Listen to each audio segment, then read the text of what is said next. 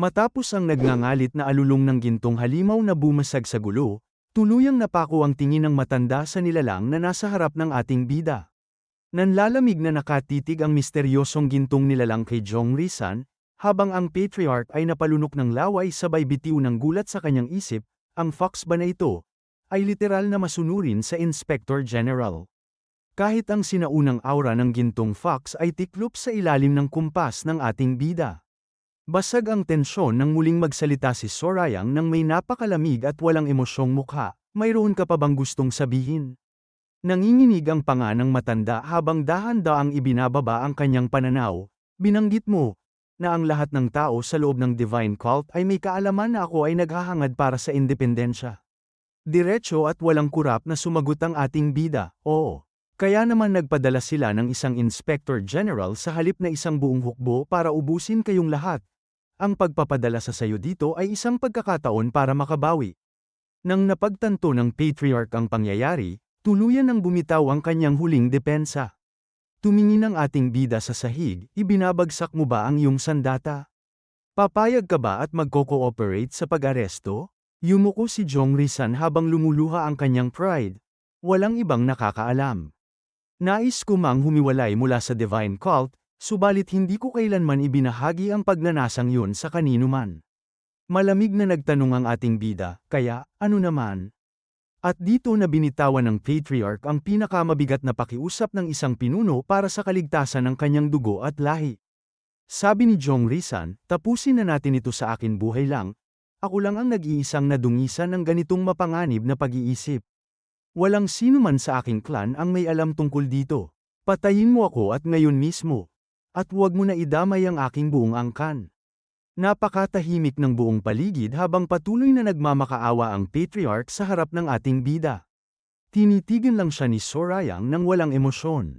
Idiniin pa ng matanda ang kanyang huling hininga habang nakayuko sa semento. Alam ko na ang buhay ko ay walang halaga. Ito ay isang pagsusumamo. Pakiusap huwag mo itong ituring sa maling paraan. Literal na isinuko ng isang pinuno ng 7 pamilya ang kanyang leeg para lang huwag mabaon sa utang na dugo ang kanyang mga pamilya. Heto na ang pinakamalupit na galaw ng ating maangas na bida. Sa halip na bunutin ang kanyang espada para pugutan ang matanda, muling nagsalita si Sorayang at binagsak ang parehong katanungan na may ibang timpla ng awtoridad. Hayaan mong tanungin kita muli. Kasalukuyan kaming nasa daan patungo sa pagbuwag ng Combat King Demonic Clan. Wala kaming sapat na hukbo. Tutulungan mo ba kami? Literal na napaangat ang ulo ng Patriarch, nanlaki ang mga mata sa tindi ng pagkabigla. Bakit mo ginagawa ito? Nabaliw ang utak ng matanda. Inaasahan na niyang mamamatay siya, pero muling ibinalik ng ating bida ang alok na gyera. Sa harap ng nakakangilabot ngunit mapagpalayang alok ni Sorayang, literal na nagliwanag ang utak ng matanda. Sabi ni Jong Risan sa kanyang isip habang nanginginig ang buong kaluluwa. Tama. Ang bagay na ito ay hindi maaaring maayos o malutas ng aking kamatayan lamang. Kung hindi ako tutulong at mag-a-assist sa Inspector General, wala siyang magiging pagpipilian kundi humingi ng tulong mula sa mismong Divine Cult. At kapag nangyari yan, kakailanganin ng Inspector General na magbigay ng sapat na rason, at hinding-hindi kami papatawarin ng buong Divine Cult. Sa huli, mayroon lamang nag-iisang paraan para ligtas ang aking angkan. Checkmate talaga, mga boss. Kaya naman nang walang pag-aalinlangan, binitawan ng Patriarch ang kanyang buong katapatan, tutulungan kita, at patutunayan ko ang aking katapatan sa buong Divine Cult. Isang maangas at makahulugang ngiti naman ang isinukli ng ating bida, ang iyong kabutihan sa pagtulong sa amin ay hinding-hindi malilimutan. Ang Jiagyeyong family ay opisyal nang naging kaalyado ng ating bida para sa gaganaping madugong gabi sa Hunan. Ngunit habang isiniselyo ang gabi ng pagmarcha patungo sa Combat King Clan, ang kwento ay biglang lumipat sa isang liblib at matarik na kabundukan malapit sa cult, isang malupit na pagsabog ng lakas ang naganap. Isang magandang dalaga ang kasalukuyang nag-eensayo ng kanyang martial arts, at sa isang seryosong hampas ng kanyang kamay. Literal na naging pinong abo at pira-piraso ang dambuhalang bato. Grabing tindi ng physical na lakas. Palakpak na lumapit ang rurok ng talino ng cult habang nakangiti, ikaw ay tunay na kamangha-mangha. Maaaring wala akong malalim na alam pagdating sa martial arts, Subalit tila nagawa mong lumikha ng isang ganap na panibagong estilo. Ito ay kahanga-hanga para sa iyong edad. Malamig at walang pabebe siyang tinitigan ng dalaga sabay tanong, anong nagdala sa iyo rito? Kilalanin natin siya, mga boss, ang Heavenly Demon Divine Cult Fifth Young Lady, Ju Soyun. Isa sa mga opisyal na kandidato para sa trono ng Demon Lord. Dito na natin napatunayan ang hula ng General Strategist kanina tungkol sa gumagalaw na puwersa sa Guangdong. Casual na iniabot ng strategist ang isang lihim na sulat, ito ay isang mensahe para sa iyo. Ang Iron Horse Room ay labis na nakikialam sa ating mga negosyo nitong mga nakaraang araw. Sa normal na sitwasyon, ipapahawak ko ito sa kaukulang sangay, subalit, nakatanggap kami ng balita na mayroong isang tiyak na puwersa ang nagpoprotekta sa kanila. Kumunat ang noo ng fifth young lady sabay tanong, sino? At dito na binitawan ni Ho Yosong ang dambuhalang pangalan na kanina pa natin binabantayan, sa tingin ko, ito ay maaaring ang mismong Sword Palace. Kinumpirma na ng strategist ang pakikialam ng isa sa 4 Outer Wall Palaces. Ngunit sa halip na matakot, nainis ang ating fifth young lady sabay reklamo, hindi mo ba pwedeng ipadala ang ibang tao? Halos wala na nga akong sapat na oras para mag-ensayo. Ni pinalad lang akong makapag-ensayo ng kalahating araw lang kahapon.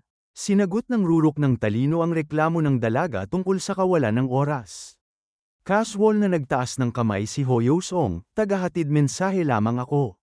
Wala akong autoridad para gumawa ng mga ganyang uri ng pagbabago. Ngunit sa kanyang isip, tinitigan ng strategist ang dalaga ng may malalim na pagtasa, ang fifth young lady, si Ju Soyun. Siya ang may pinakamataas na talento sa lahat ng mga disipulo, subalit siya ay napakabata pa. Hilaw pa sa karanasan ng dalaga. Kaya naman nagpa siya si Ho Yosong na bigyan siya ng isang napakabigat na life lesson. Sabi ng strategist habang seryosong nakatitig sa dalaga, maaaring limitado ang aking kaalaman pagdating sa martial arts, subalit ako ay bihasa sa mga makamundong bagay. Kaya, mayroon akong bagay na gustong sabihin sa iyo. Kung wala ka namang hinahanap na anumang partikular na bagay mula sa pagsasanay na ito, hindi mo dapat pinagtutuunan ng labis ang salitang pagsasanay. Agad na pumasok ang kuryosidad ng dalaga.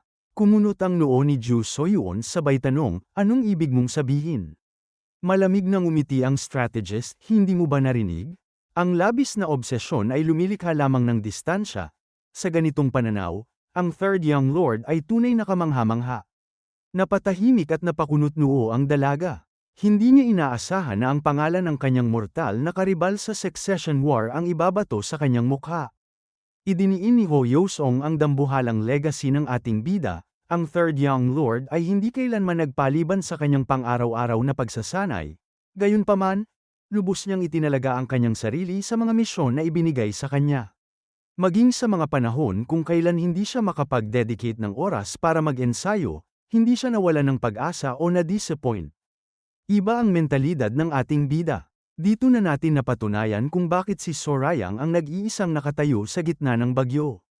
Nagpatuloy ang strategist sa kanyang nakakangilabot na pagpupuri sa ating bida, binalangkas niya ang lahat ng estratehiya para sa kanyang mga misyon at hinarap ang kanyang mga kalaban ng may matinding nagniningas na damdamin.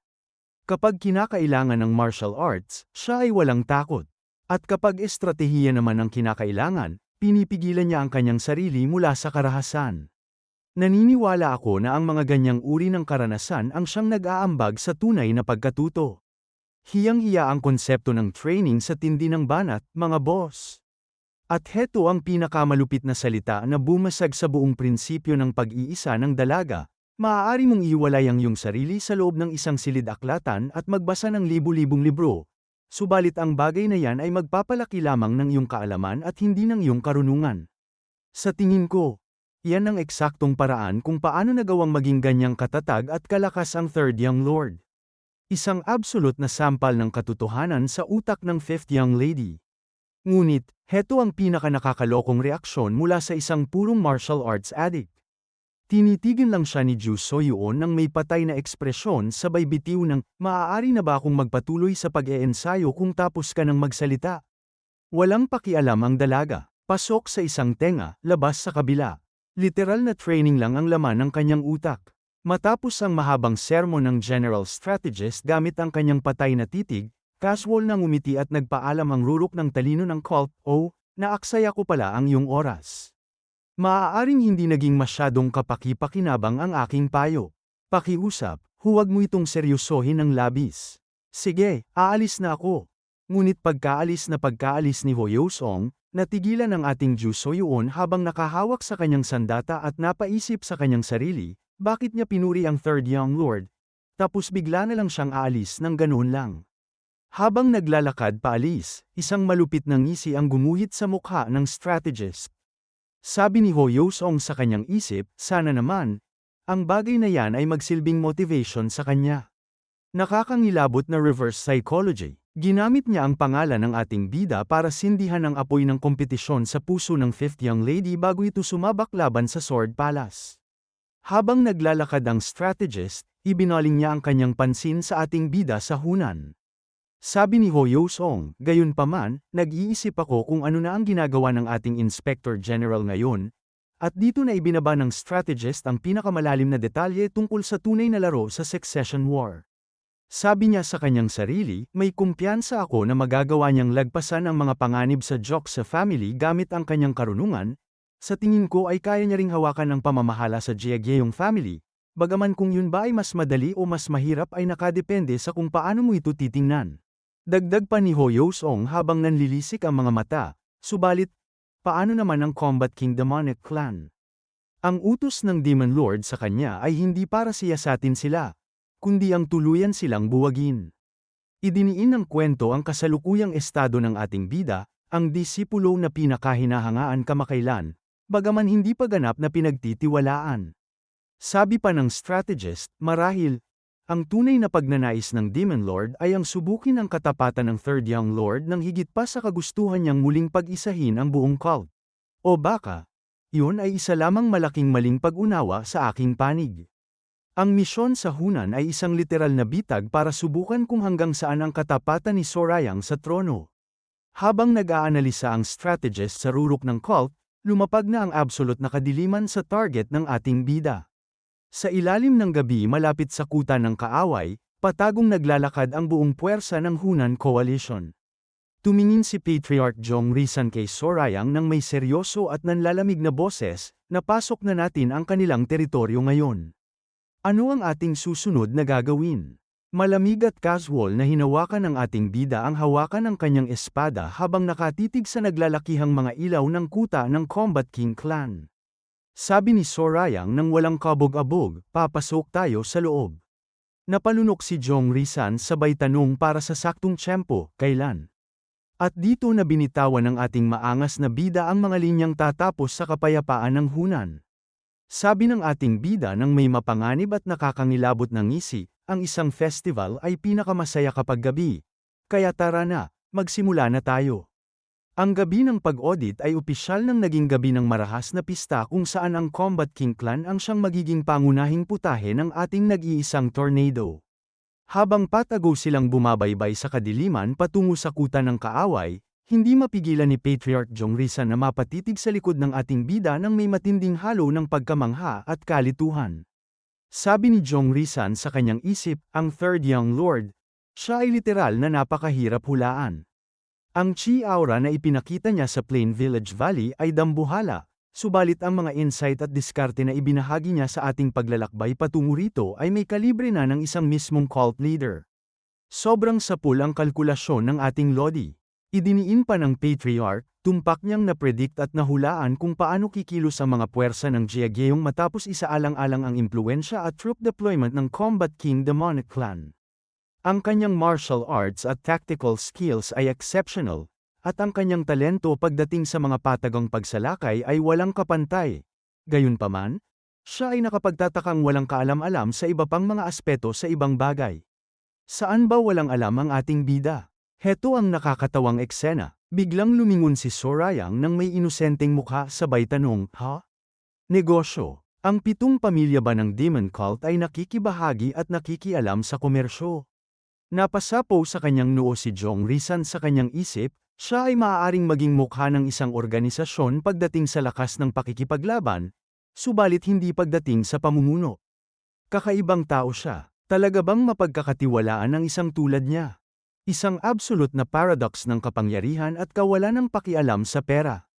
Ngunit ang oras ng tawanan ay opisyal nang natapos, dahil narito na tayo sa mismong main base, at Combat King Demonic Clan.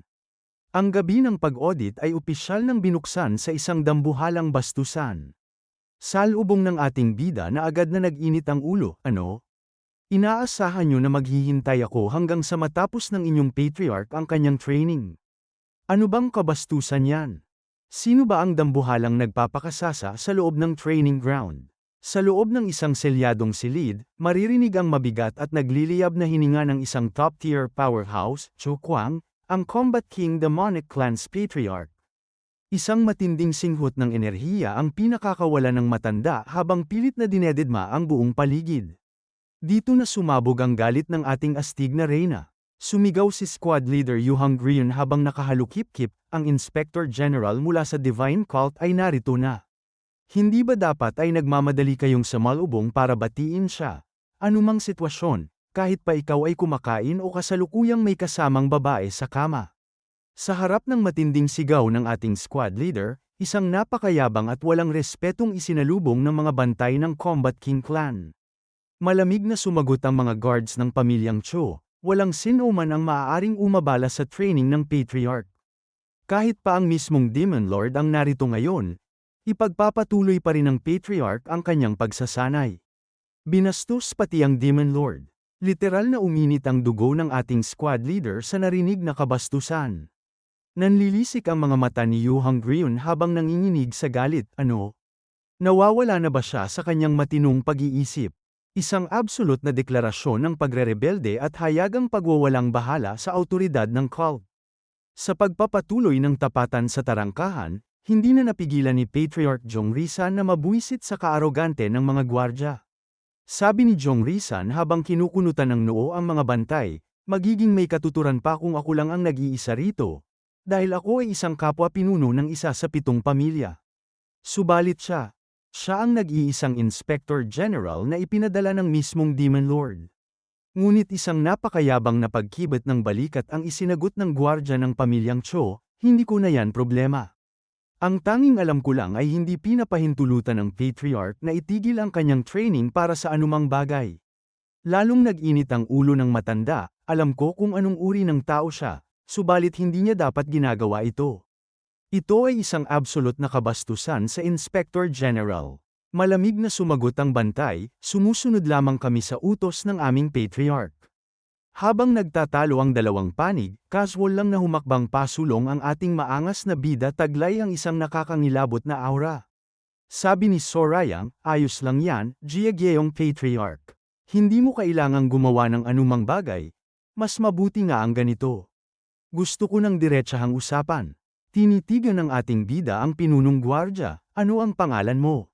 Sumagot ang bantay ng may kayabangan, Choyang. Ngumiti si Sorayang, okay.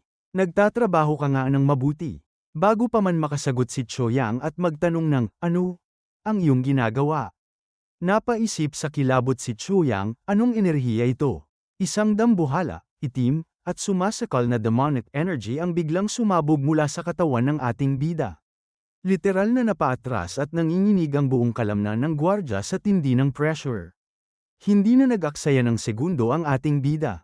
Sa isang nakakakilabot na kidlat ng bilis, literal na lumipad ang ating bida mula sa labas patungo sa pinakagitna ng selyadong training hall, diretsyong lumapag sa mismong tapat ng nag-eensayong Patriarch.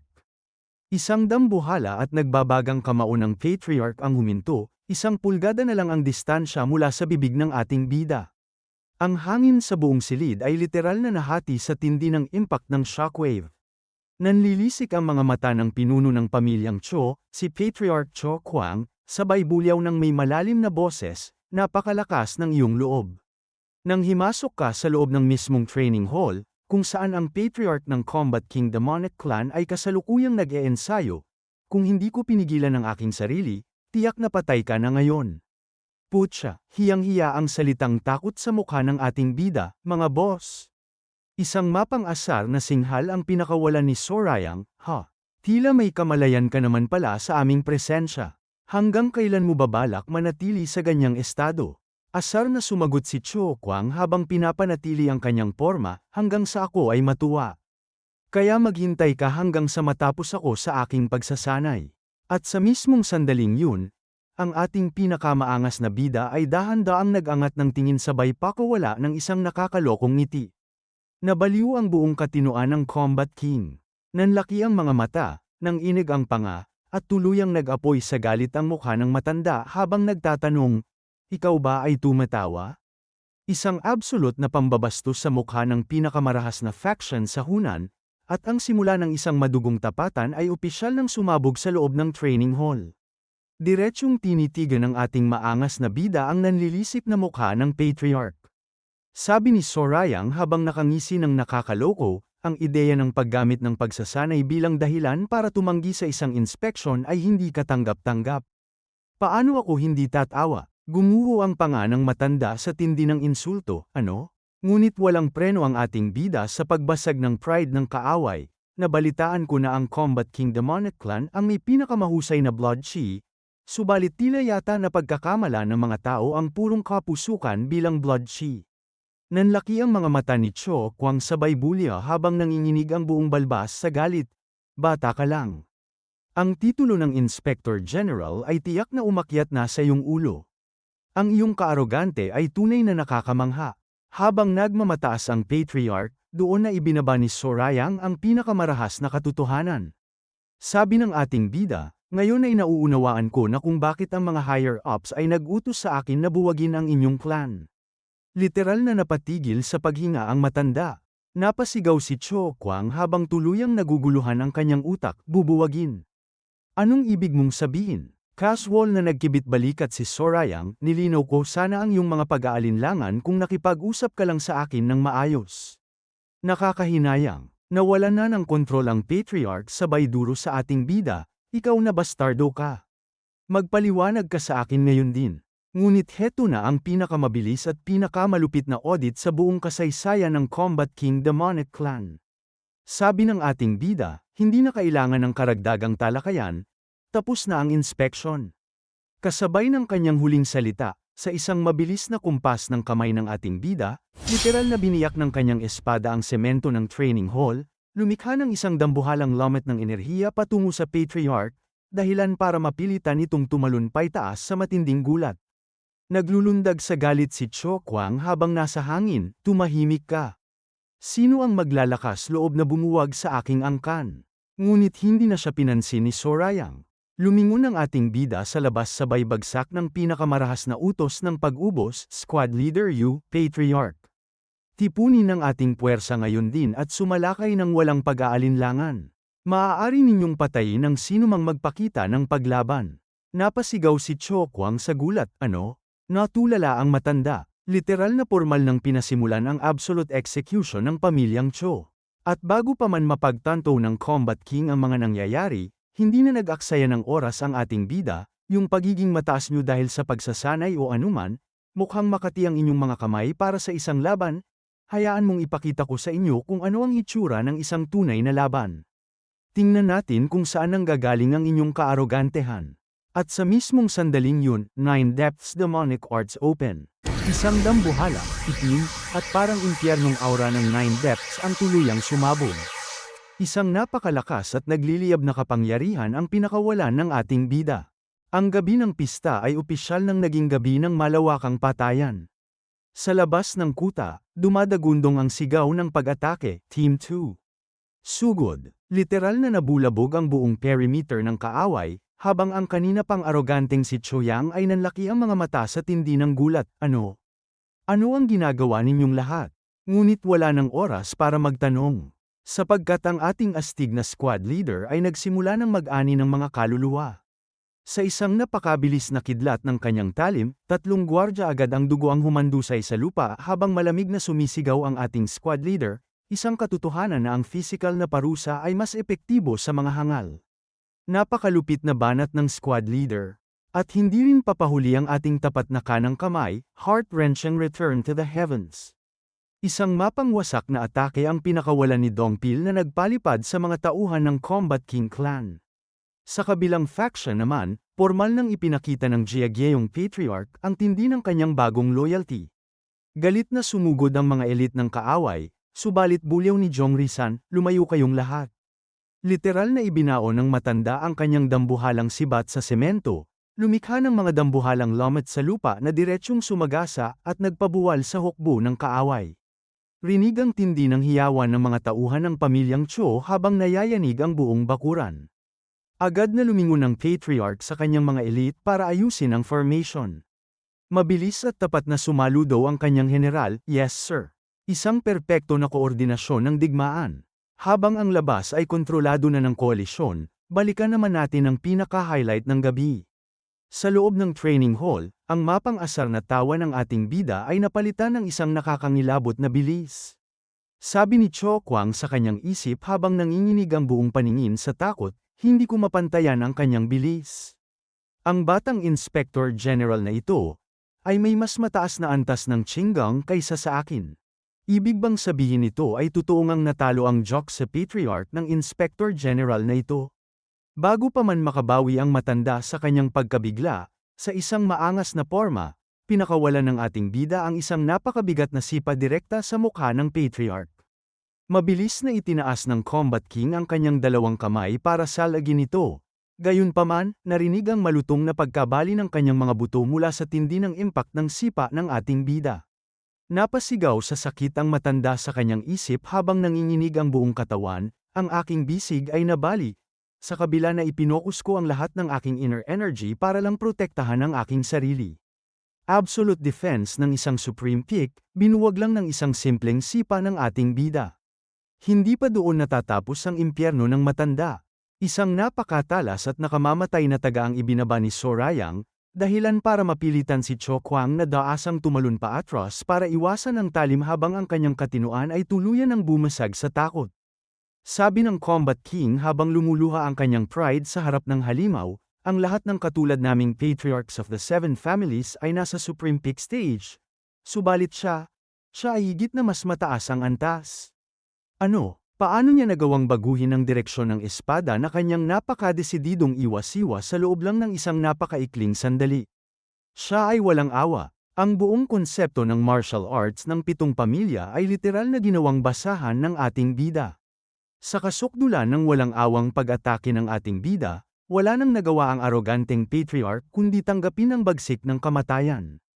Isang malupit na saksak mula sa dambuhalang espada ng ating bida ang dumapli sa katawan ng matanda, biniyak ang kanyang balat at literal na gumuhit ng madugong gasgas sa kanyang dibdib. Nakaiwas ng bahagya si Cho Kwang habang nanlaki ang mga mata sa tindi ng hiyaw at pagkamangha sa kanyang isip, ang kalibre ng martial arts na ito, ay posible lamang para sa mga lubhang bihasa sa paghawak ng mga mabigat na sandata. Ang lakas na ito, ay literal na mas malapit na sa maalamat na Supreme Demon Realm. Kinumpirma mismo ng Combat King ng Hunan. Ang antas ng ating bida ay nasa rurok na ng Supreme Demon. Habang nakaluhod at duguan ang matanda, tinutok ni Sorayang ang kanyang dambuhalang espada sa mismong leeg ng Patriarch at malamig na binitiwan ng ating bida ang kanyang huling deklarasyon, "Natitiyak ko na may kamalayan ka na, subalit muli ko itong iuulit dahil tila ikaw ay nawawala na sa iyong sarili." Ang aktong pagtanggi sa isang inspeksyon ay opisyal na iuulat sa mismong Demon Lord. Hindi ko na kailangang ipaliwanag ang kahihinatnan nito, hindi ba? Idiniin pa ng ating bida ang kapalaran ng ibang faction, ang Joksa at Jiagyeyong families ay humarap sa parehong sitwasyon. Binigyan ko sila ng mapagpipilian, at ngayon, inaalayan din kita ng isa. Nais mo ba na ang iyong buong clan ay tuluyan na mabuwag o mabura ng buo sa mundong ito? Pumili ka. Ngayon din. Isang absolute at nakakangilabot na ultimatum. Ang pagpipilian lang ay mabuhay ang pamilya sa bilangguan, o maging abo ang lahat ngayong gabi. Mula sa madugong gabi ng Hunan, ang eksena ay biglang lumipat sa pinakasentro ng buong kapangyarihan. Sa harap ng dambuhala at nakakangilabot na upuan ng pinuno ng cult, formal na nagulat ang rurok ng talino. Sabi ni Ho Yosong, dito nagtatapos ang inspection report para sa lahat ng 7 pamilya. Sang malalim at nakatutunaw na boses ang umalingaw mula sa itaas ng hagdanan. Nagtanong ang Demon Lord, Ano ang iyong iniisip o anong opinyon mo sa kung paano hinarap at inayos ng third ang mga bagay-bagay, General Strategist? Nagpakawala ng isang malalim na buntong hininga ang strategist sabay sagot ng may tapat na paghanga, mahusay ang kanyang ginawa. Ang kanyang diskarte ay masasabing lubos na agresibo, gayunpaman, ang naging kinalabasan ay literal na lumagpas sa lahat ng aking inaasahan. Heto na ang pinakamalupit na pag-amin mula sa utak ng cult. Sabi ni Ho Yo-sung, ang kanyang mastery sa martial arts ay kahanga-hanga, subalit, hindi niya makakamit ang mga ganitong uri ng resulta gamit lamang ang purong lakas. Nakikita ko itong lubhang nakakagulat, na nagawa niyang buwagin ang Combat King Demonic Clan gamit lamang ang puwersa at hukbo ng Jiegeong family. Literal na bumilib ang strategist sa political masterclass ng ating bida. Napatango na lang ang pinakamataas na pinuno ng kadiliman habang seryosong nag-isip sa kanyang trono. Sabi ng Demon Lord, ganoon ba? Idiniin pa ng rurok ng talino kung gaano katindi ang diskarte ng ating bida sa Hunan.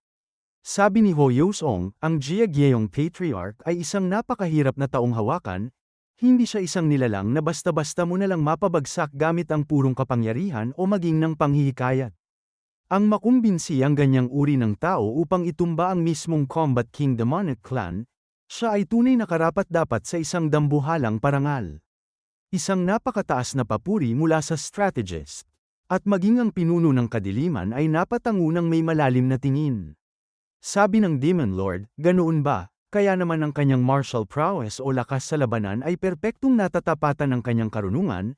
Alam ko na siya ay matalino, subalit hindi ko kailanman naisip na siya pala ay ganito katalino. Ngunit bahagyang dumanas ng lamig ang boses ng Demon Lord habang nakatitig sa strategist, subalit tila yata ang pagtingin mo sa kanya ay higit pa sa bagay na yan. Seryoso mo ba siyang itinuturing na mapanganib? Diretso at walang kurap na sumagot si Ho Yo-sung, lubos na mapanganib. Ang salitang napakapanganib mula sa isang general strategist ay hindi ibinabato sa kung sino-sino lang. Kaya naman agad na nagtanong ang pinakamataas na pinuno, at ano ang iyong rason? Huminga ng malalim si Ho Yo-sung sabay latag sa kanyang pinakamalaking kalituhan, sapagkat, hindi ko matukoy kung ano ang kanyang tunay na layunin. Maraming uri ng mga miyembro sa loob ng cult natin. Ang ilan ay nakatutok lamang sa pagtapos ng kanilang misyon, ang ilan naman ay nagtatanim ng sama ng loob sa mga gawaing iniutos sa kanila, ang ilan ay mas pinahahalagahan ang kaligtasan kaysa sa layunin ng misyon, habang ang iba naman ay naghahabol ng personal na pakinabang mula sa kanilang mga gawain, kumuha ng saktong buwelo ang Demon Lord sabay putol sa kanya. Ibig mong sabihin, ang third ay wala sa anuman sa mga kategoryang ito. Yumuko ang strategist ng may seryosong mukha, opo. Upang maging mas tiyak, hindi ko siya maunawaan ng ganap at sa anumang paraan. Literal na nablangko ang utak ng pinakamatalinong tao sa cult dahil sa kilos ng ating bida. Dito na natin nasaksihan ang kakaibang aura ng nag-iisang Demon Lord. Sa halip na mangamba, dahan-daang tumayo ang pinuno mula sa kanyang upuan. Sabi ng Demon Lord, tayo ay maglakad muna, General Strategist. Kung hindi mo siya maunawaan sa anumang paraan, ang ibig sabihin lamang niyan ay sobra mo siyang na-overestimate. Napaangat ang tingin ng strategist. At dito na ibinaba ng Demon Lord ang pinakamabigat na conclusion na nagpabago sa buong timpla ng Succession War. Sabi ng pinakamataas na monarko habang nakatitig sa dinaraanan, siya ay sa wakas, nakapagpasya na. Kung hindi pa, hinding-hindi niya isasakatuparan ang kanyang misyon sa paraang ginawa niya ngayon sa Hunan. Ang buong Hunan campaign ay hindi lang pala basta audit o pagpapakitang gilas, kundi ang opisyal na deklarasyon ng ating bida na handa na niyang lamunin ang buong trono. Kaya naman sa tindi ng adrenaline at kaba, hindi na napigilan ng strategist na itanong ang huling mitya, nakapagpasya, ukol sa anong bagay. Ibinaba ng pinuno ng kadiliman ang kanyang conclusion tungkol sa tunay na pasya ng ating bida. Sabi ng Demon Lord, hindi ko alam, subalit ipinagpapalagay ko na sa wakas, handa na siyang tanggapin ang kanyang pagkakilanlan bilang bahagi ng cult na ito. Literal na napalunok ang rurok ng talino sa narinig. Sabi ni Ho Yo-sung sa kanyang isip habang nanginginig ang kanyang kaluluwa, sinabi niya na ito ay isang simpleng pagpapalagay lamang, subalit natitiyak ko na siya ay siguradong sigurado ukol dito. Alam na ng Demon Lord na ang ating bida ay hindi na basta nagtatago, kundi handa ng maghari. Ibinaling ng Demon Lord ang usapan sa pagbabalik ng Lodi natin, sinabi ba niya kung kailan siya babalik? Sumagot ang strategist dahil tapos na ang inspection, dapat ay kasalukuyan na siyang pabalik. Gayunpaman, hindi binanggit sa report kung kailan siya eksaktong darating. Habang nag-uusap sila, biglang nagtanong ang Monarco tungkol sa puwersang binabantayan natin kanina pa. Sabi ng Demon Lord, paano naman ang mga gunggong mula sa Sword Palace? Mabilis na nagulat si Ho Yosong, sila ay kasalukuyang nasa southwest region ng Hunan, subalit, wala silang ginagawa sa nakalipas na 10 araw. Malamig at may nakakangilabot ng ngiti na bumanat ang Demon Lord, ang bagay na yan, ay magbabago na sa madaling panahon. Kilabot agad ang lumapag sa utak ng strategist. Sabi ni Ho Yosong upang pakalmahin ang sitwasyon, isang kaligtasan at fortunate na hindi sila nakasagupan ng Third Young Lord sa kanyang paglalakbay. Ang totoo ay labis akong nag-alala. Inisip ko na maaaring maging mapanganib maging para sa kanya kung makakasalamuhan niya ang mga galang yun. Ngayon na tapos na ang kanyang trabaho, kailangan niya na lang bumal. Ngunit hindi natapos ng strategist ang kanyang salita. Isang dambuhalang realization ang biglang sumampal sa kanyang mukha. Nanlaki ang kanyang mga mata, napaatras ang kanyang hakbang, at sa matinding kaba ay napasigaw siya sa pinuno. Demon Lord, kung gayon, maaari bang? Aabisuhan ko sila ngayon din na bumalik agad. Walang rason para makipaglaban siya sa mga bastardong yan ngayong tapos na ang inspection. Sa harap ng matinding kaba ng pinakamatalas na utak ng cult, isang absolute na lamig at walang awang awtoridad ang binitawan ng pinuno. Sabi ng Demon Lord nang walang kaunting pag-aalinlangan, hayaan mo siya. Kung makasagupa niya sila, maglalaban sila. At kung hindi naman, babalik siya ng walang anumang insidente. Nawalan na ng kontrol ang strategist sa tindi ng geopolitical na implikasyon. Humakbang pasulong si Ho Yosong habang nanginginig ang boses, Demon Lord. Ang Third Young Lord ay kasalukuyang tumatayo bilang Inspector General. Ibig sabihin niyan, siya ay kumikilos bilang iyong representante. Ang makasagupa at makipaglaban sa kanila sa isang madugong labanan, ay maaaring magsindi ng isang malawakang digmaan. Bahagyang napangiti ang Demon Lord. At dito na binitawan ng strategist ang pinakamalupit na katotohanan na nagpapatunay na ang Demon Lord ang tunay na naglalaro sa buong kontinente. Sabi ni Ho Yosong habang nakatitig sa malamig na mga mata ng kanyang Panginoon, yan ba? Yan ang esaktong bagay na iyong kagustuhan at nais mangyari. Ang buong Hunan inspection, ang pag-burr sa Combat King, at ang pagpapadala sa ating bida ay isang dambuhalang grand plan ng Demon Lord upang gamitin si Sorayang bilang mitya na magpapasabog sa lantarang digmaan laban sa Sword Palace at sa buong panlabas na pader ng kontinente. Agad na rumesbak ang pinunong Monarco sa huling conclusion ng strategist. Sabi ng Demon Lord ng may malamig at misteryosong boses, hindi naman kailangan. Sadyang wala lang akong intensyon na iwasan ito. Kung yan ang idinidikta ng tadhana. Isang mindset ng pinakamalakas na nilalang, mga boss. Literal na napalunok at napasabog ang utak ng rurok ng talino. Napaisip si Ho Yosong, tadhana, upang mabawi ang kanyang kontrol sa chessboard, mabilis na nag-iba ng paksa ang strategist habang seryosong nakatitig sa kanyang Panginoon. Maglalabas ako ng cult exit permit para sa Penal Law Hall Master. Casual at walang pakialam na sumagot ang pinunong halimaw, yan ay ang iyong awtoridad.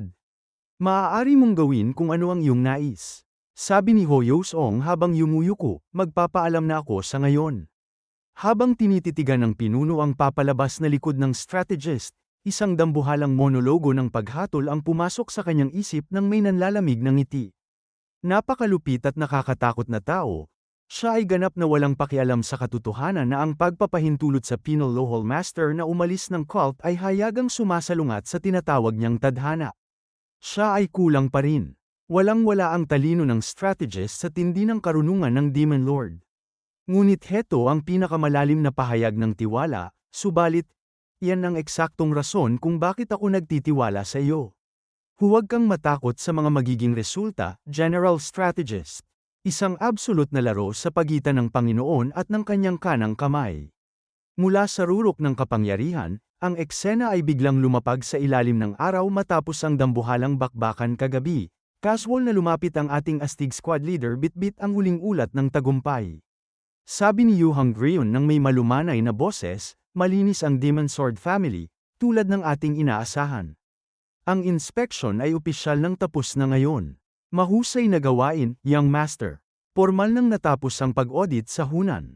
Lumingon ang ating maangas na bida sabay hirit ng may mapang asar ng ngiti, hindi ko kailanman inaasahan na magiging napakabait mo sa akin. Sa tingin ko ang gamot ay talagang ang ginagawa ang kanyang trabaho. Agad namang naasar at napasigaw ang ating squad leader, huwag kang maging ganyan. Ako ay nagiging seryoso at tapat. Huwag mo akong galitin. Walang kupas ang asara ng dalawa. Ngiti ng ating bida, alam ko. Kayo rin ay naging mahusay. Ngunit kasabay ng kanyang ngiti. Ang inspection ay tapos na. Subalit ito ay isang simula pa lamang. Alam ng ating bida na ang tunay na bagyo ay parating pa lamang.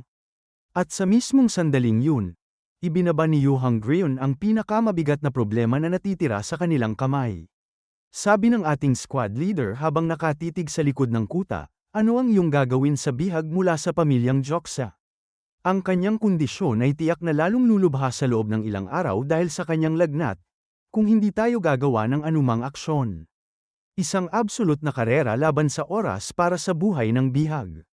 Sa harap ng lumalalang lagnat ng Joksa hostage, agad na nagbaba ng praktikal na utos ang ating maangas na bida. Sabi ni Sorayang, hihinto muna tayo sa isang sangay upang kumonsulta sa isang physician. Matapos ang kanyang pagpagaling, bumalik na kayo sa Divine Cult, Hongrion. Napatigil ang ating squad leader sabay lingon, bakit? Tinitigan siya ng ating Lodi gamit ang kanyang maangas na tingin, salamat sa pagtanggap sa aking alok. Kailangan mo munang maghintay hanggang sa makabalik ako bago ka muling magwala. Agad na kinabahan si Yu Hongrion sabay tanong, hindi ka ba babalik kasama namin? Casual na sumagot ang ating bida, kailangan muna naming dumaan ni Dongpil sa isang lugar. Hinabol siya ng tanong ng ating squad leader, saan? Habang nakatalikod ang bida natin, ibinunyag niya sa kanyang isip ang pinakamalalim at pinakamalupit na layunin kung bakit niya ginagawa ang lahat ng ito. Sabi ni Sorayang sa kanyang sarili, ang aking layunin ay malinaw na ngayon. Kailangan kong maging tagapagmana ng Divine Cult sa anumang paraan. Ngunit sabi ng ating bida, hindi ito tungkol sa pag-claim o pag-agaw sa titulo ng cult leader. Ang tungkuling iyon ay hindi talaga nababagay sa isang tulad ko. Gayunpaman, ang pagiging successor ay magbibigay sa akin ng napakalaking kapangyarihan at impluwensya. Magagawa ko maging utusan ng buong hukbo ng Divine Cult. Napakalupit na strategic foresight. Ayaw niya ng stress ng pagiging leader, pero gusto niya ang absolute command ng buong military power ng cult.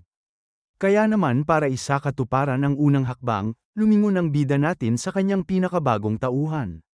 Sabi ni Sorayang, Patriarch, mayroon pang isang bagay na nangangailangan ng iyong tulong. Maaari ka bang sumama sa amin? Nagtatakang nagtanong si Patriarch Jongrisan, saan tayo pupunta? At dito na binitiwan ng ating bida ang destinasyong yayanig sa natitirang faction ng Hunan.